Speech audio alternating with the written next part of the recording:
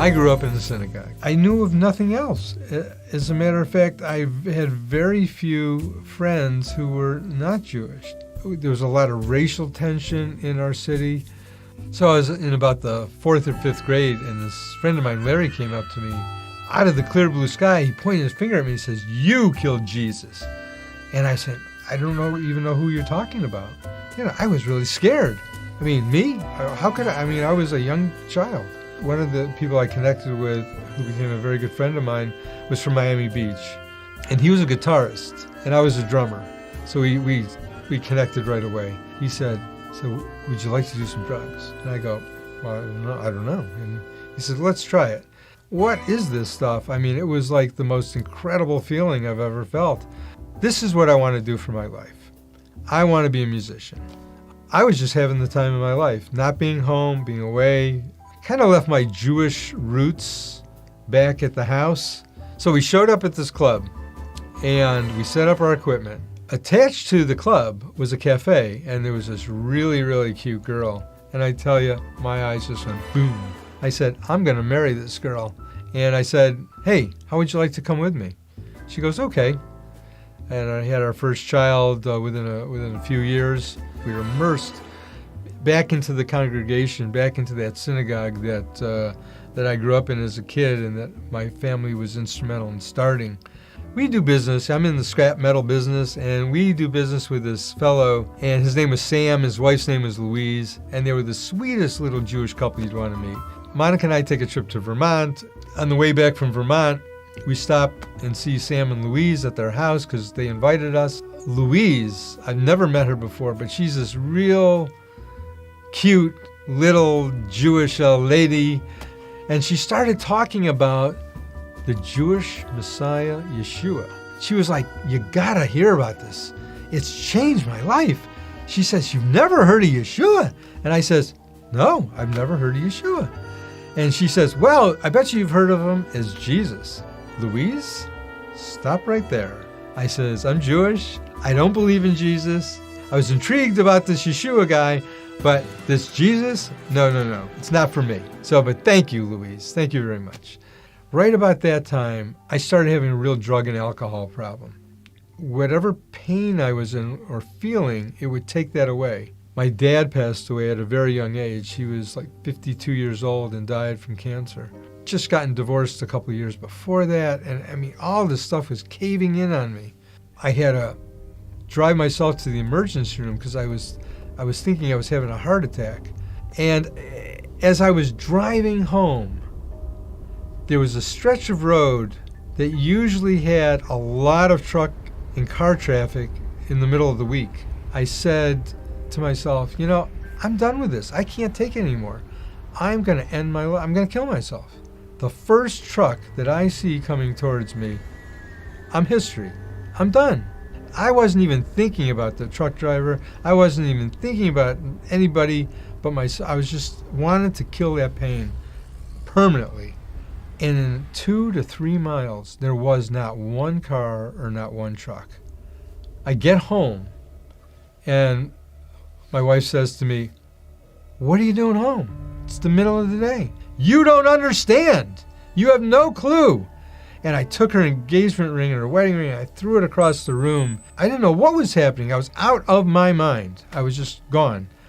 And she was saying, "What do you want from me? What do you want from me?" And all of a sudden I felt this emotional thing.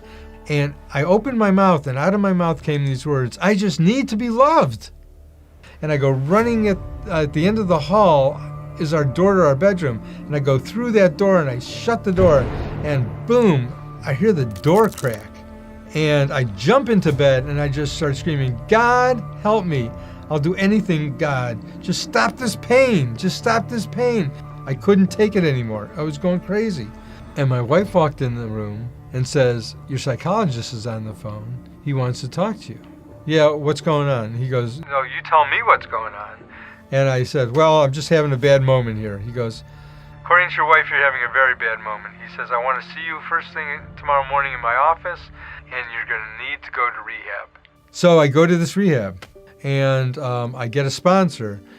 She said, part of the journey of recovery it's a spiritual recovery. So she says, I want you to start going back to your synagogue.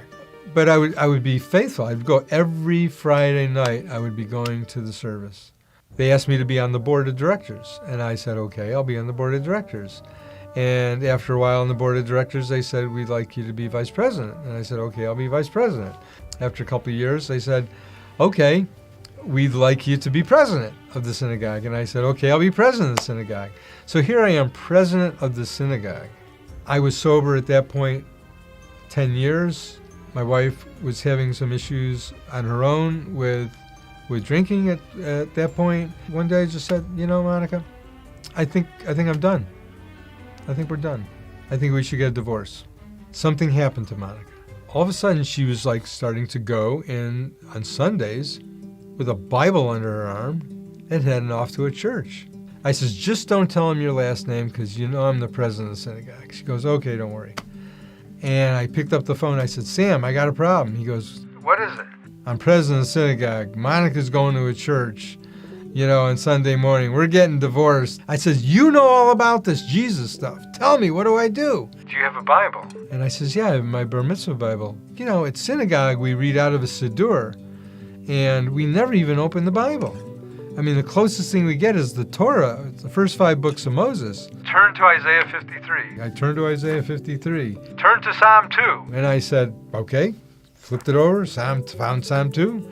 Turn to Psalm 22. And I said, okay, turn to Psalm 22, read that. Who do you think they're talking about? I mean, if you're asking me, it sounds like they're talking about Jesus, but how could they? This is my Jewish Bible I got from my bar mitzvah. Well, why do you think they're not talking about Jesus? And I said, well, he was Catholic, right? No. He was Jewish. And I said, really? Ask God tonight what the truth is. So here I am lying in bed that night, and I'm like, okay, God, I heard some really strange stuff tonight, but I do know that you pulled me out of the drug and alcohol addiction. You saved my life. I'll believe whatever you say. So I heard these words like he was standing next to me. This is the truth, and I love you. And I started crying. So we go to the Rosh Hashanah service at their congregation like an hour and a half away. I felt something there. I felt like love and acceptance, and I felt like I was home. And then the service started, and I couldn't stop crying. Towards the end of the service, the rabbi gets up and asks if anybody would like to accept Yeshua into their heart.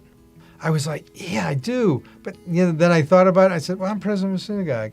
And all of a sudden I felt a tap on my shoulder, and it was Louise. And she says, God's waiting for you. He's always been waiting for you. Just reach out to him.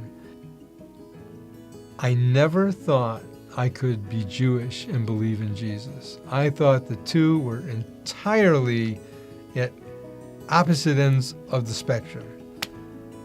But once I understood that Jesus was Jewish, it came full circle to me. I said, oh my God, I'm believing in a Jewish Messiah. It was a gift.